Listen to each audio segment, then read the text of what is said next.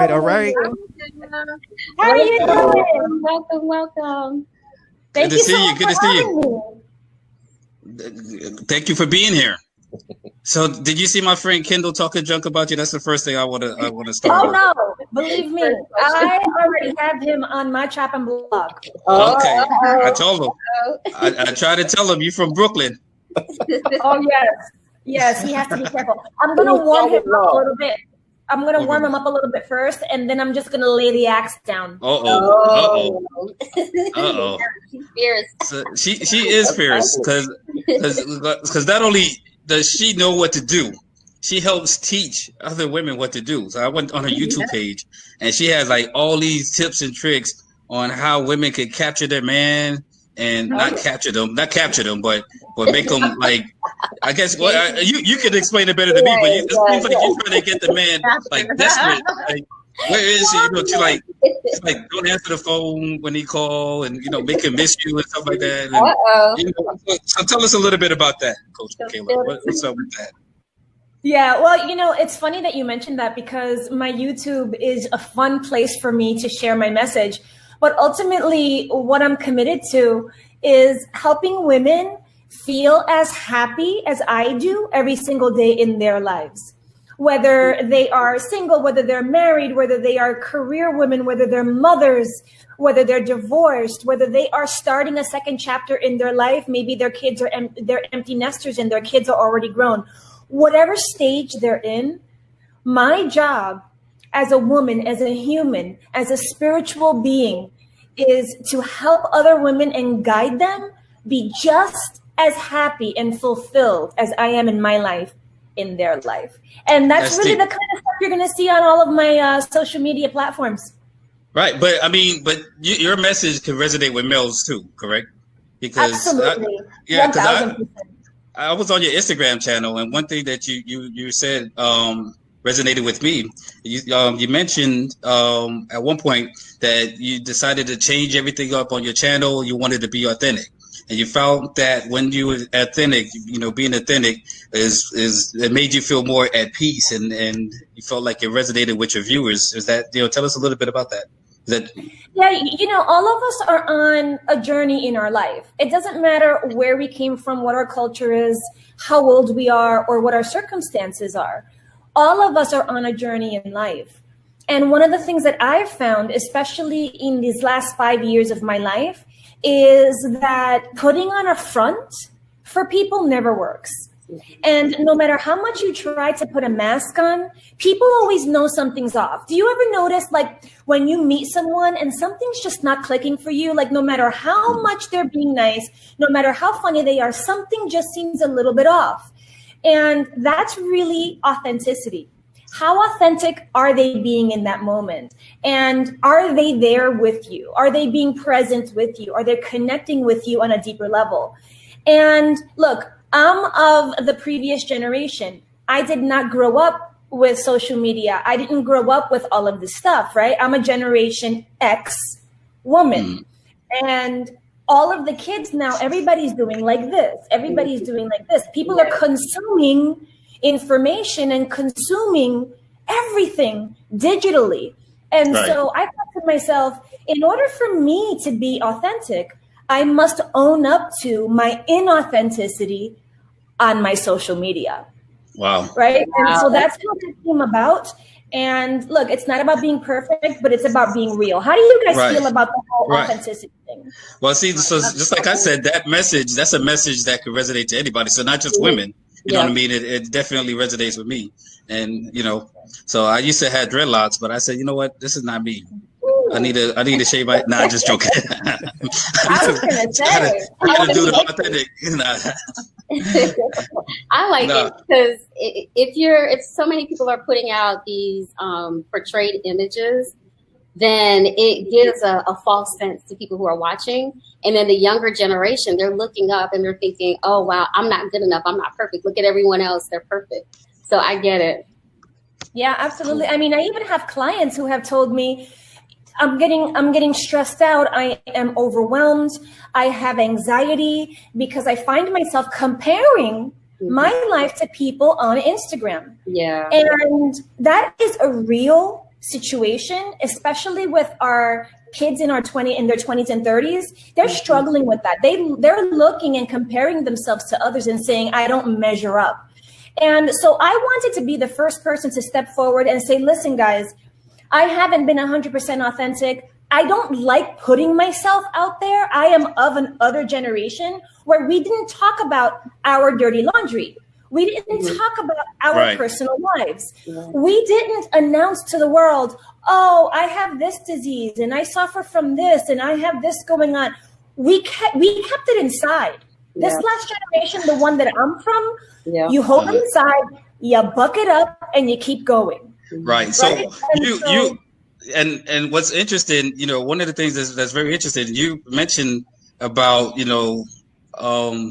not discussing things that's going on with your personal life and stuff like that. But you have been pretty much an open book with your followers, and you disclose, pretty much what you're thinking, what you're going through. And you have an interesting story. You've been through a lot. I have been through a lot. And, that came after a lot of prayer. And I had to really dig deep and search within me what I wanted to share. Because at the end of the day, the internet is a dangerous place for women. And we have to be very careful what we expose of our personal lives out to the general public.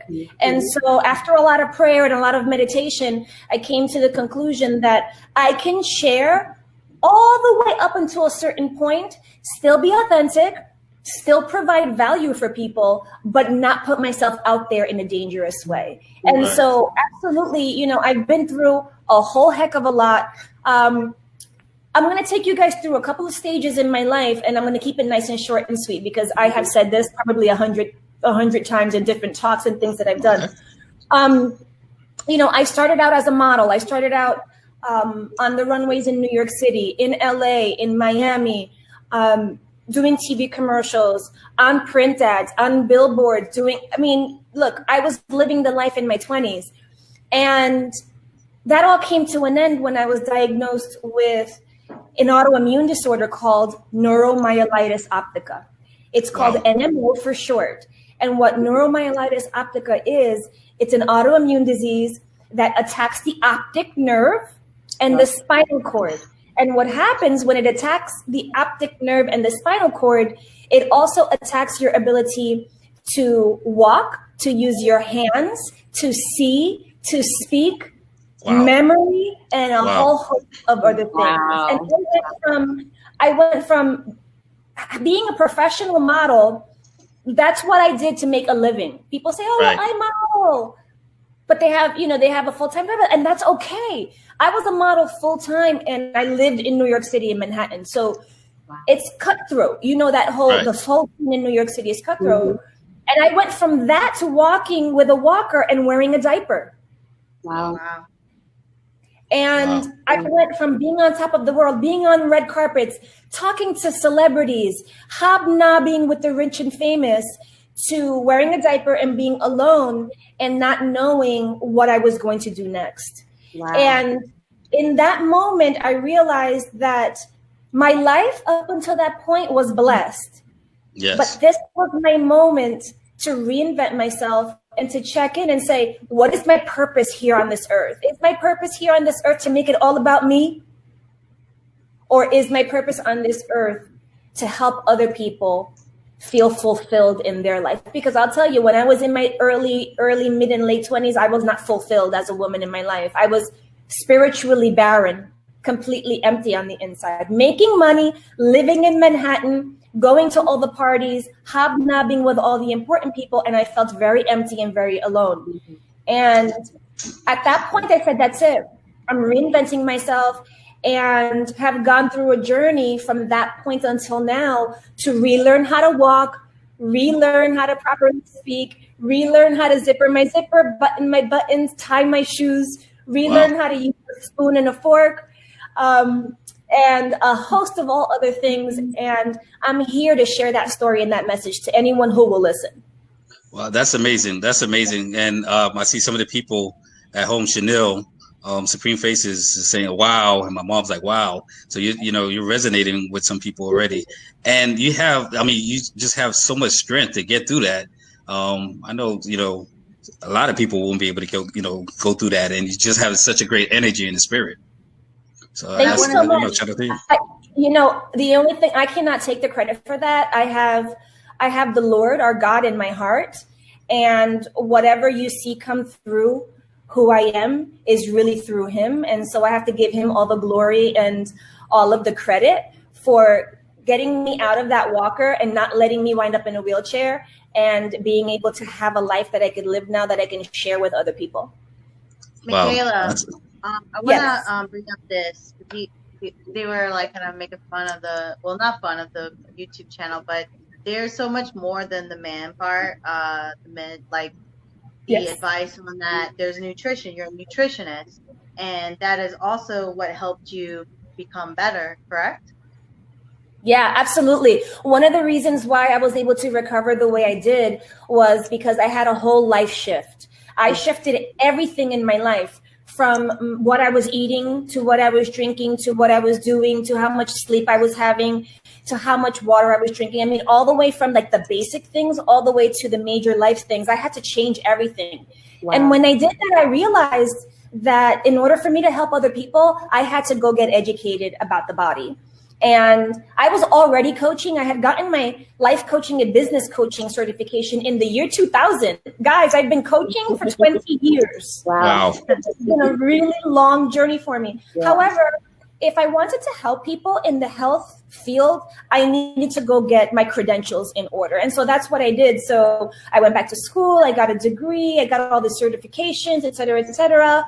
And I spent 6 years at a nutrition laboratory, gathering data that helped them write papers that are now published with the National Institutes of Health. So I'm a published science author as well with the NIH. And it's been a really great journey, but it's also not over, right? Right. I'm still putting one foot in front of the other, and I'm still learning about myself and hopefully being able to provide value for other people. That's amazing. That's amazing. So I want to lighten it up a little bit. So I got an important question to ask you. Southwest or Delta, which is a better airline? Oh, okay. Here it comes. All right. I need to know. We got this Delta pilot up here, Kendall. I just need to know from your perspective. Be honest. I am going to be 1,000% honest. So who I choose between Southwest and Delta is JetBlue. Oh. I still love it. It's all good. Okay. That's good. I'm glad. I'll tell you, I think Delta keep crashing. I don't know. I keep hearing these. No, don't say that. Huh? Okay. So I agree. All right. You like JetBlue? You don't crash them. Yeah. You don't crash them? I had a great experience. I felt like it was a VIP experience, even if you're not like first class. I felt like it was a great experience with JetBlue. Cool. So Wayne Zamora has been chiming in, and he's a good friend. So he's actually a friend of all of ours, but he's the one that introduced us to you, right? And he said you're gonna be. He's with Latin Connection magazine, and very nice guy, man. He's been very, very supportive of all of our events since the beginning. He's come all our Orlando International Fashion Weeks. He's always supporting us. And Jessica and I actually was on the cover of Latin American magazine last year. Oh, that's us. Hey. Yeah, that's our plug right there. A little plug right there. It was a couple years ago as well. I think it was 2016, 2017. Okay. So shout out to Wayne Zamora. Woo-hoo. Wayne also introduced us to our good friend Lori. Yes. So shout out to Lori. Thanks for watching. You can catch us live every Friday at 6 o'clock. And don't forget to subscribe and hit that notification button. Stay healthy, stay safe, and stay fierce.